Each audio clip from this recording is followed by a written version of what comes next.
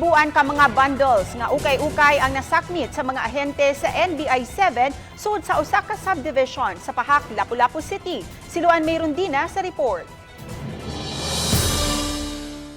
Sa parking lot nga gihimong bodega niining usa sa mga unit nakuha sa mga sakop sa NBI Cebu District Office kining libuan ka bundle sa ukay-ukay. Pinasikad sa search warrant nga gi-issue ni Executive Judge Joseph Stephen Ignacio na subay sa taga-NBI ug Bureau of Customs ang gireklamong illegal nga pagpamaligya og ukay-ukay online. Wala ang gitumbok nga tag-iya niini. Bugtong mga trabahante lang ang naabtan sa mga operatiba kinsa miingon nga igo lang silang tig-deliver sa unsa mang gi-order online sa mga customers. Sagad niini imported garments. Sa gawas niya kana uban Manila.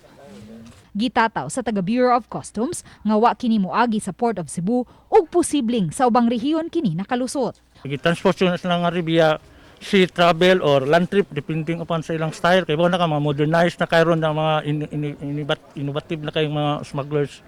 Mo kantidad ngadto sa tag 1,900 pesos ngadto sa tag 38,000 pesos ang matag bundle depende sa brand sa sinina ug ubang mga garments. Matod ni investigator Agapito Giran, agent on case, nga nagmalampuson ang gihimo nilang test buy kagahapon, hinungdan nga mi-apply sila og search warrant. Magatubang og kalapasan sa Republic Act 4653 o illegal importation of used clothing or rugs, og in relation to Section 6 of Republic Act 10175 o Anti-Cybercrime Prevention Act of 2012. So, mas bugat ang penalty, 1 degree higher ang penalty pag in relation sa cybercrime kay ang scheme using the social media platform which is Facebook.